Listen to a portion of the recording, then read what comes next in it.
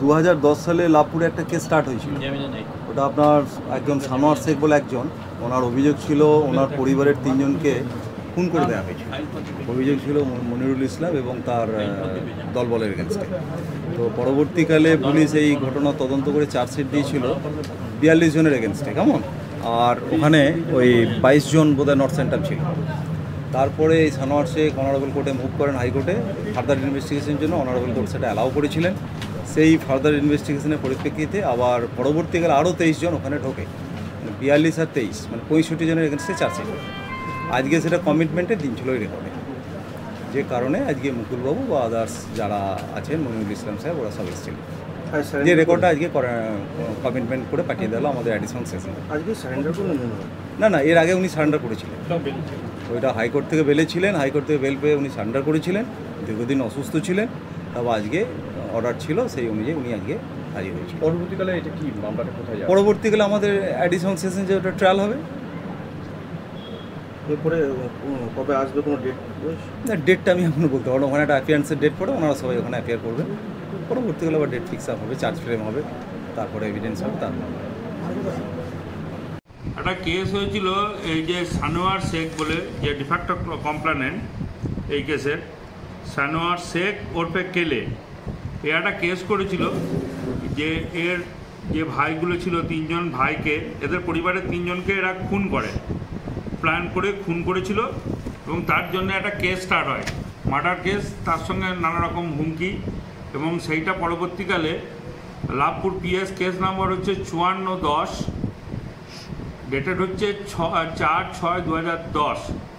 এবারে এটাতে সেকশন আছে অনেকগুলো, 147, 148, 149, 342, 323, 324, 325, 326, 307, 302, 354, 427, 379 ভারতীয় দণ্ডবিধি, আর 9B2I act, Indian explosive act, আর 25/27 আর্মস অ্যাক্ট।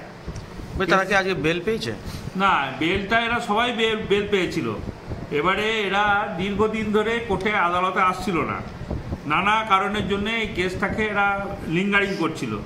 সেই কারণে আমরা অনারেবল হাইকোর্টে তীর্থাঙ্কর ঘোষের বেঞ্চে আমরা একটা ক্রিমিনাল রিভিশন মোকদ্দমা দায়ের করেছিলাম, যেখানে এরা যেহেতু দীর্ঘদিন ধরে ট্রায়ালটা করছে না, লিঙ্গার করছে, 776/2024। এবারে মাননীয় মহামান্য যে আদালত, সেই আদালত এই কোর্টকে বলেন যে এনাদের তাড়াতাড়ি করে কমিটমেন্ট করে পাঠিয়ে দিতে, এবং সেই জন্যে, এবং আজকে 14/5/2024 তারিখে কমিটমেন্টের দিন ছিল, এবং 20/5/2024 তারিখে কমিটমেন্ট করে অনারেবল কোর্ট এই রিপোর্টটাকে লার্নেড কোর্টকে দিতে বলেছেন। সেই কারণে এসিজিএম আজকে রেখেছিলেন কমিটমেন্টের দিন।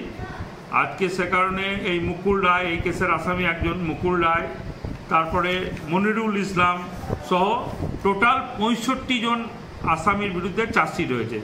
সেই আসামিরা আজকে কোর্টে হাজির ছিল এবং সে তাদের প্রত্যেকেরই কমিটমেন্ট হয়েছে। হ্যাঁ, তাদের পরিবারকে শোনা যাচ্ছে যে হুমকি দিয়েছিল। হ্যাঁ, সেটা হয়েছে কি, এই কেসেরই একজন আসামি, তার নাম হচ্ছে আনজার শেখ, ওর বাবার নাম হচ্ছে হক শেখ।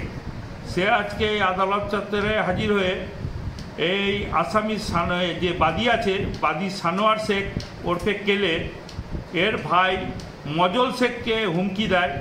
হুমকি দিয়েছে যে তোদের পরিবারের 3 জনকে তো আমরা খুন করেছি, আরও 6 জনকে আমরা খুন করব, এই বলে এখানে হুমকি দেয়।